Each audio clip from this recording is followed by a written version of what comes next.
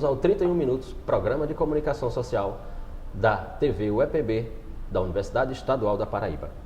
E hoje um 31 Minutos especialíssimo para tratarmos não apenas daquelas questões da sociedade moderna ou daquilo que os teóricos chamam de sociedade contemporânea. Hoje o tema é música. Ou seja, iremos falar, portanto, sobre o 6º Festival de Flauta Doce, intitulado de Melisma, que acontece aqui na cidade de Campina Grande, que é uma organização dos professores Marlos Machado e Hipólito Lucena e ocorre na UFCG, no Centro de Artes e Cultura da UEPB, no Cine São José e em algumas cidades circunvizinhas como Puxinanã, Lagoa Seca e Queimadas. E neste 31 Minutos especial, nós teremos, portanto, 3 blocos de 10 minutos. O primeiro deles com o professor César Villavicencio, o segundo com a professora Paula Calegari e o terceiro com os 2 professores. Iremos falar, portanto, de música, iremos falar, portanto, de flauta doce. E recebemos agora, neste primeiro bloco, o professor César Villavicencio. Seja bem-vindo, professor. Muito obrigado pelo convite, um prazer estar aqui. Muito bem. Para falarmos sobre esse 6º Festival de Flauta Doce, o Melisma, podemos começar com este instrumento, a flauta doce. O que é a flauta doce? Você tinha falado do contexto da sociedade contemporânea, né? Perfeito. Então, os instrumentos nada mais são um reflexo do que acontece na sociedade, a construção deles, né? Cada um serve para o período no qual ele viveu, né? A flauta doce é um dos instrumentos mais antigos que existem. Há vestígios de 42 mil anos atrás em cavernas na Bavária. Uns instrumentos que, pela análise dos paleoantropólogos, teve o cuidado de ser até afinado nos furos. Ou seja, havia uma preocupação em querer aquele som e não aquele outro. Ou seja, é um dos primeiros instrumentos a ser usado pelo Homo sapiens, né? Ele tem uma série de transformações desde então, né? Os instrumentos mais antigos que realmente são flautas doce. A flauta doce é um instrumento, dependendo da época, ele pode ser cilíndrico ou de diferentes conicidades no tubo interno. Ele é feito de madeira, diferentes tipos de madeira. No Brasil tem muita madeira que pode se fazer flauta doce, palissandro, jacarandá da Bahia, até de pau-ferro dá para fazer, mas tem umas madeiras na Europa que são as mais suaves, né? Todos são feitos de madeira, embora hoje exista uma acessibilidade enorme trazida pela indústria, né? Que nos traz instrumentos de resina, de plástico, de diferentes tamanhos. Dá para falar muito sobre a história da flauta doce. Ela possui um bloco, tanto que tem língua que chama Blockflöte, né? A flauta de bloco. O bloco não é nada mais que um pedaço de madeira inserido no final, que faz com que ela fique um apitinho, né? Ela é um apito, na verdade. O som dela é pronto, um instrumento de fácil emissão sonora, de fácil acessibilidade. Porém, é tão difícil quanto tocar qualquer outro instrumento quando você vai usá-lo como instrumento para se expressar. Aí que vem o negócio da sociedade. O que precisava na Renascença? Na época medieval, a gente não tem vestígios, não sobreviveu nenhum instrumento. Sabe-se pela iconografia que existiam. O que nós temos é bastantes instrumentos sobreviventes em diferentes museus e advindos da Renascença. Estes, porém, eram feitos em uma diversidade de tamanhos, né? Que isso reflete? Pensamento humanista. Tinha acabado de ser descobertos novos mundos, a América. A culinária deve ter se expandido gigantescamente com isso, né? O que fariam os alemães sem batata, os italianos sem tomate. O açúcar era mais acessível por conta disso, né? No lugar de ir até Nova Guiné, já podia plantar no México. A peste tinha desaparecido e a paz reinava na Europa. Bom, uma relativa paz, né? Uma época que a reforma também permitiu sons instrumentais pela primeira vez dentro da igreja, sem ser acompanhando as vozes, né?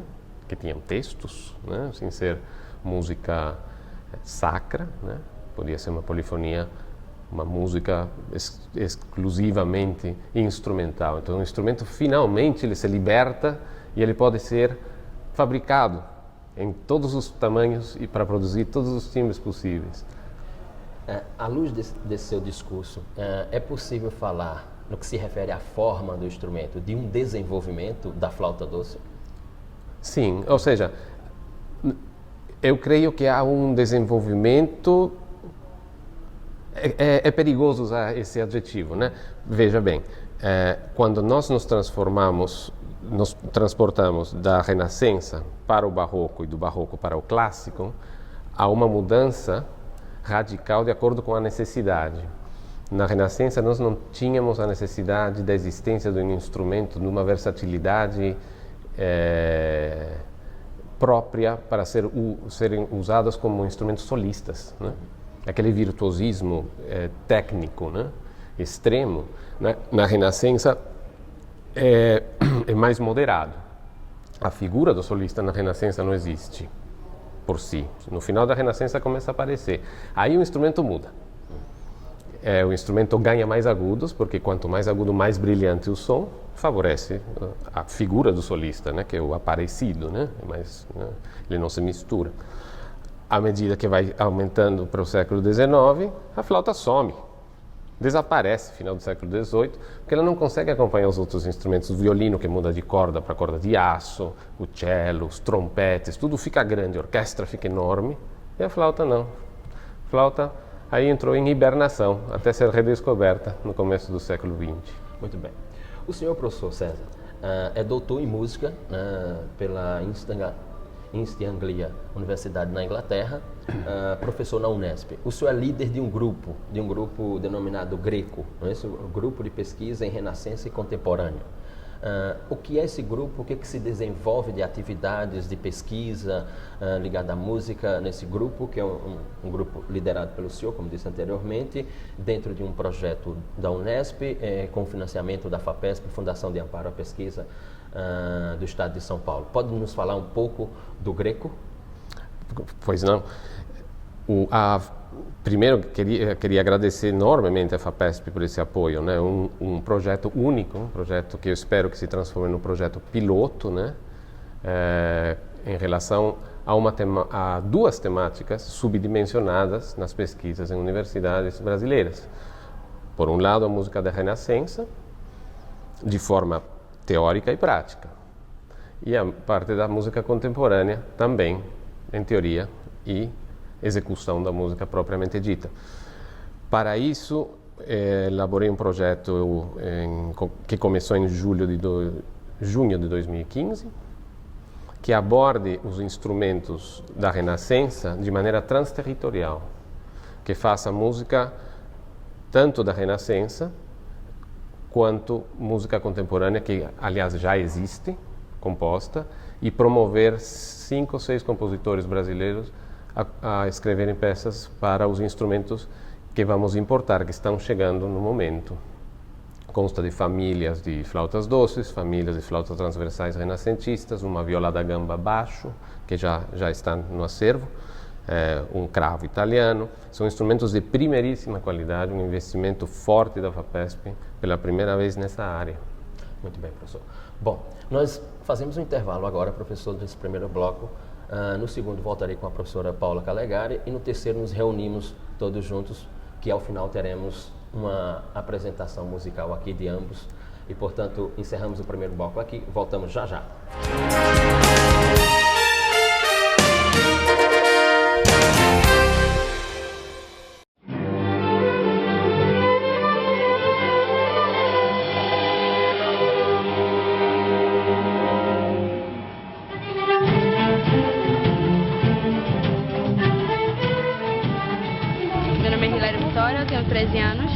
Sou da Orquestra Criança Cidadã, eu toco oboé, estou lá basicamente 2 anos e meio.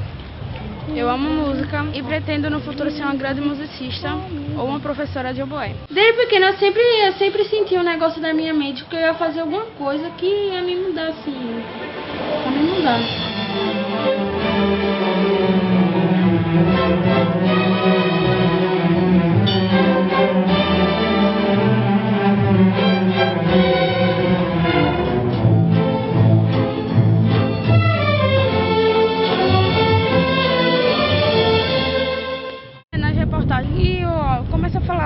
que parece até que o coque só tem gente errada, mas não, tem muita gente de caráter aqui. Tem muita gente que trabalha, que dá o seu melhor para sustentar a família que tem em casa. Graças à orquestra, quem quiser mudar de vida mesmo, vai, se quiser, vai estar lá e vai acontecer. O projeto quer formar cidadãos e a gente acredita que o cidadão vai ser muito bem formado se a parte educacional for o esteio.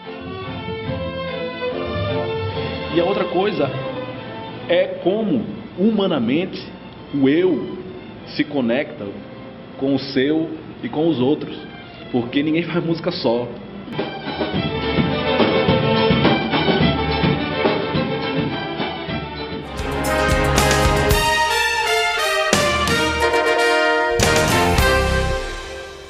Voltamos para o segundo bloco do 31 Minutos, hoje um programa especial para tratarmos de música, pois estamos falando do Melisma, 6º Festival de Flauta Doce que ocorre na cidade de Campina Grande, organizado pelos professores Marlos Machado e Hipólito Lucena, e que ocorre na Universidade Federal de Campina Grande, no Centro de Artes e Cultura da Universidade Estadual da Paraíba, no Cine São José e em algumas cidades circunvizinhas como Puxinanã, Lagoa Seca e Queimadas. Nesse segundo bloco trataremos sobre música com a professora Paula Calegari, que é doutoranda pela Unicamp em música, não é isso?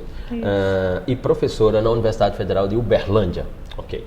Professora, o que podemos falar sobre a flauta doce no que se refere ao Instituto dos Tratados? Você desenvolve uma pesquisa, ou vem desenvolvendo uma pesquisa, melhor dizendo, que versa sobre essa questão dos tratados a partir do século XVI. Vocês poderiam nos explicar melhormente isso? Isso. A flauta doce é um instrumento que possui uma tratadística muito ampla. Do século XVI ao século XVIII, são mais de 30 tratados escritos em diversos países da Europa, alguns publicados e outros não, alguns permaneceram manuscritos. E o século XVI, para a flauta doce, é considerado o período de ouro do instrumento. Não só pela prática musical com a flauta doce, que era muito efervescente, né? Era um instrumento que tinha famílias em diversos ducados, principados.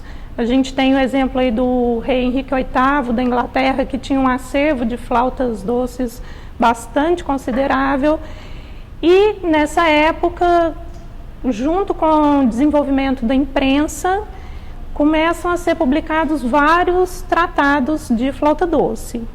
Então, esses tratados falam muito da técnica do instrumento, ensinam a manipular o instrumento mesmo para fazer música, como que ele pode ser combinado com outros instrumentos.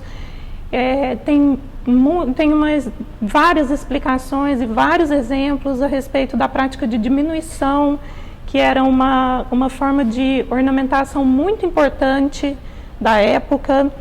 E esses exemplos eles são muito interessantes porque eles ficavam como pequenos modelos que o instrumentista praticava, ensaiava, e aquilo ia sendo memorizado e ao longo do tempo o músico se tornava capaz de improvisá-los, sem a necessidade da leitura, né, do rigor da partitura, como a gente conhece hoje em dia.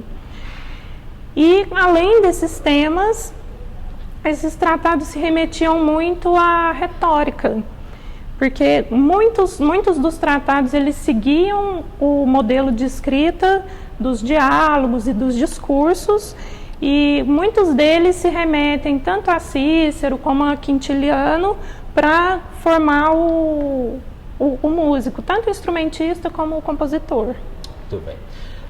Um festival como esse, o Melisma, né, que já atinge a sua 6ª edição, festival dedicado à flauta doce, ocorrendo numa cidade como Campina Grande, do interior do Nordeste do Brasil, qual é o sentido, qual é o significado, já que a música, digamos assim, a música clássica, a música mais erudita, né, não tem um espaço consagrado nos meios de comunicação social e nem sempre é posicionada como política pública pelos poderes constituídos, seja municipal, estadual ou federal.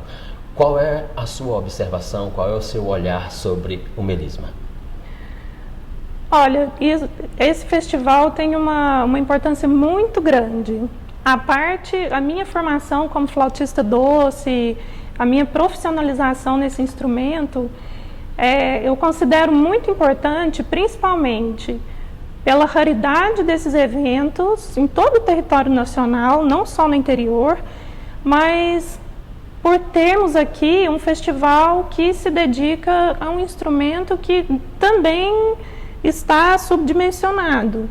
Os grandes festivais do país, eles se concentram muito em música sinfônica, formação de orquestra, apresentação de ópera, grandes coros, né? Então, a flauta doce, nesses casos, ela fica muito associada à educação musical e à iniciação musical das crianças, né? Então, a gente vê a flauta doce parando num estágio muito inicial da formação musical de muita gente, né? Então, é muito comum a gente ouvir falar, você toca flauta doce, mas quando que você vai passar para um instrumento sério, né?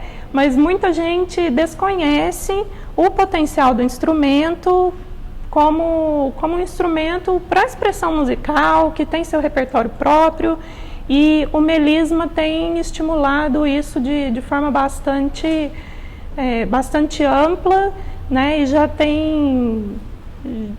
está se repetindo, né, por 6 edições, o que é uma coisa importante num país onde as iniciativas, principalmente na área cultural, elas começam e terminam com muita rapidez, né? Então, o que a gente vê aqui são meninos extremamente musicais, engajados com o instrumento e com a música. A gente vê uma turma feliz fazendo música, um colaborando muito com o outro, e assim, o conhecimento transita. Para nós é muito gratificante poder estar com os meninos e tem essa troca que é muito rica. Deixe-me me apropriar de uma frase sua, que é essa relacionada quando alguém fala assim, você toca flauta doce, quando é que você vai mudar para um instrumento? Quando, como música, como estudiosa da música, como pesquisadora da música e da flauta doce, quando eu escuto uma frase como essa, ou um discurso como esse, o que pensa e qual a resposta a ser dada? Olha, eu acho que ao longo da vida a gente vai tendo percepções diferentes, né? No início dava uma raiva, dava vontade de sair brigando. Hoje em dia eu já olho e falo, não sabe de nada, né? Desconhece uma boa parte do meu instrumento. Mas eu acho que isso também se traduz, assim, passada essa reação inicial, isso se transforma numa responsabilidade nossa, de flautistas doces, de desenvolver um trabalho sério, um trabalho de alta qualidade e buscar mecanismos para difundir esse conhecimento, né? Que espaço eu acho que tem, mas a gente tem que correr atrás dessa difusão. Para finalizarmos esse segundo bloco, voltemos à sua pesquisa relacionada aos tratados. Nesse campo dos tratados e na contemporaneidade, como é que o Brasil se encontra em termos de ratificação de tratados em matéria de flauta doce? Olha, a gente tem alguns trabalhos, algumas pesquisas em mestrado e doutorado que estão se dedicando à tradução desses tratados para o português, e isso é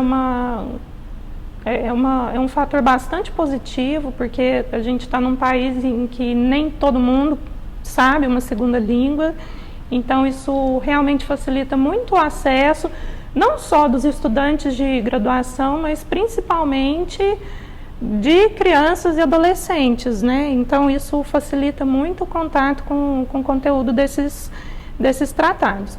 Mas eu considero que no Brasil esse tipo de pesquisa ainda está numa fase muito inicial, né? Então eu acho que tem diversos tratados ainda, não só de flauta doce, mas de vários instrumentos. Tem muitos tratados ainda para serem investigados, e essa relação com a retórica ela tem se mostrado muito prolífica para a produção do conhecimento na área.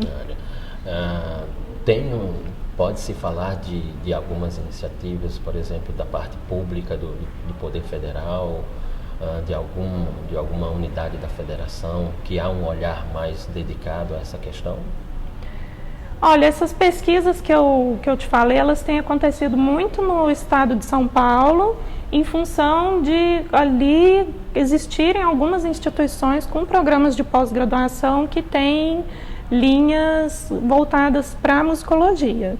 Nós não temos ainda no país nenhuma pós-graduação em performance, por exemplo.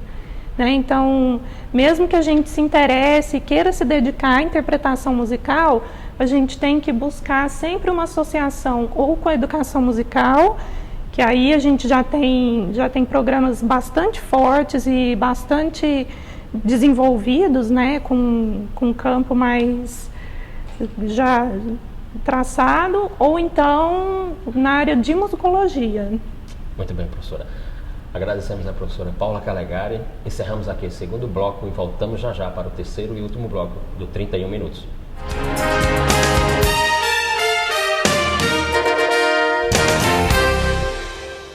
Quando nasce um brasileiro, nasce uma alma livre para escolher no que acreditar. A riqueza do nosso país tem que estar no respeito a toda e qualquer diversidade. Eu sou Arlindo Cruz, sou filho de Xangô, sou filho da Dona Araci, sou filho do samba, mas acima de tudo eu sou filho desse país. Porque quando nasce um brasileiro, independente do que escolheu acreditar, nasce um filho do Brasil. Diga não à intolerância religiosa. Acesse www.cultura.gov.br e apoie esta causa.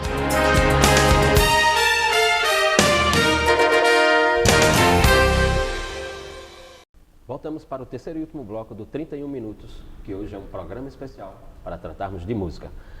Tratarmos especificamente sobre o Melisa, o 6º Festival de Flauta Doce que ocorre aqui em Campina Grande. E nesse terceiro e último bloco continuamos com os dois professores, o professor César Villavicencio e a professora Paula Calegari, professor da Unesp, Universidade Estadual Paulista, e a professora Paula, professora da Universidade Federal de Uberlândia. Nesse terceiro e último bloco trataremos sobre o instrumento especificamente, e ao final teremos uma execução do que se chama, nesse mundo da música, da flauta doce, de movimento suite allemande, que se traduz como um barroco francês. Primeiramente vou pedir aos professores que expliquem o instrumento, que possa, portanto, nos dar algumas expressões sobre o que significa esta flauta doce. Professor? Perfeito. Então nós temos dois modelos aqui. Esse modelo de linhas mais sóbrias, retas, é o modelo da Renascença. Isto, nesse caso, é uma flauta maior do que convencionalmente se conhece por aí. Se conhece a flauta pequena chamada soprano. Esta aqui seria uma flauta tenor. Esta flauta, ela é de 1610 por aí, né? Não esse modelo. Esse modelo é uma cópia feita no Canadá. A particularidade desse instrumento é que ele possui os graves muito fortes, acentuados, por possuir uma conicidade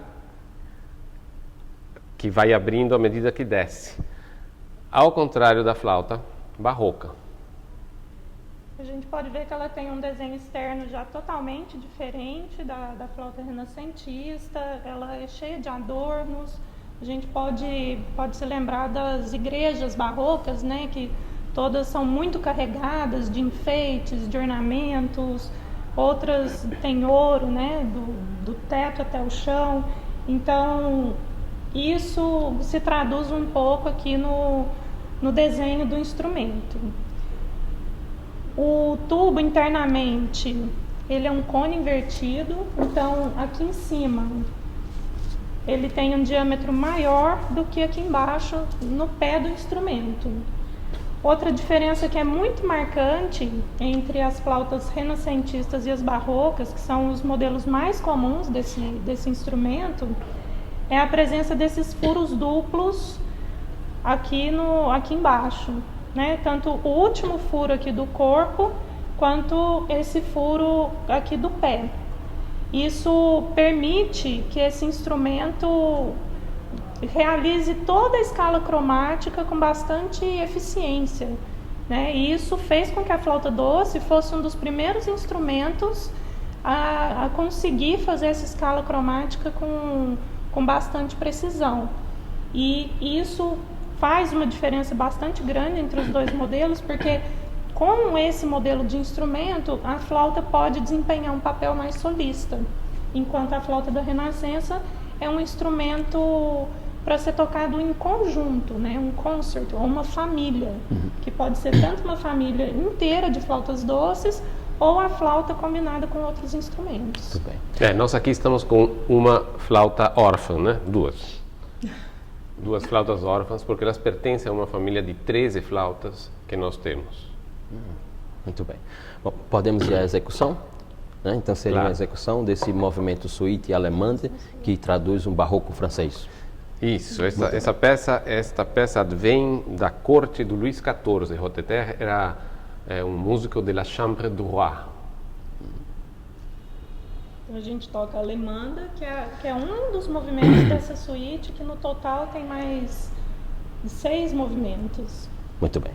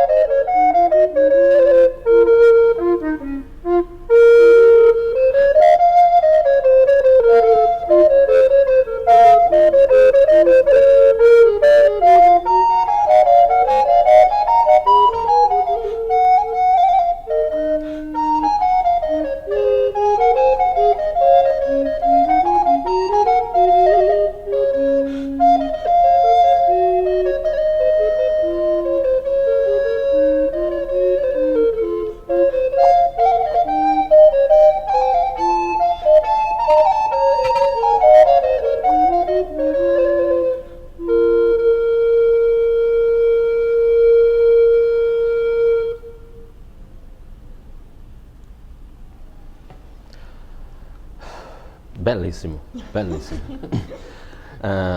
Gostaria de agradecer a ambos os professores. Para finalizarmos, gostaria que deixassem uma mensagem sobre a importância, a relevância e o significado da música para toda a sociedade brasileira.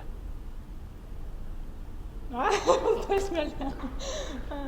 A gente que agradece a oportunidade de vir aqui apresentar um pouco da flauta doce, divulgar o melisma que está acontecendo na cidade, e acho que um pouco dessa importância da música para a sociedade eu já falei no bloco anterior, né?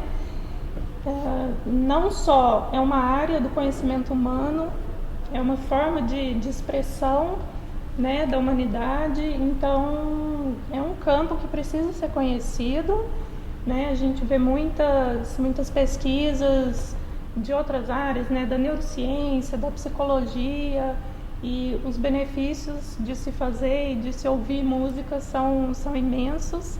Então fica o convite para todo mundo ouvir e se encantar com a música. Muito obrigado, professora Paula. Professor César? Satisfazer os sentidos e o intelecto, alguém disse quando se referiu ao objetivo principal da música. É isso que nós estamos tentando fazer na contemporaneidade tão pluralista, né? Ao ser pluralista, temos que usar métodos diversos, plurais, né? Inclusivos, para qualquer tipo de aprendizado, muito especial aquele das artes, que aglomera uma quantidade de história imensa, né? Assim, estudos específicos para chegarmos no século XXI a fazermos modelos perfeitos de música que aconteceu 4, 5 séculos atrás, junto de música contemporânea, junto dos outros tipos de música, a música popular, né? Música popular é importantíssima para o nosso instrumento também. Então fica aqui essa esperança, né? Esse positivismo para o progresso da música no nosso país. E chegamos ao final de mais um 31 Minutos. Desta vez, um programa especial para tratarmos de música, tratarmos da flauta doce, tratarmos do Melisma, festival que acontece aqui na cidade de Campina Grande. Voltamos em breve.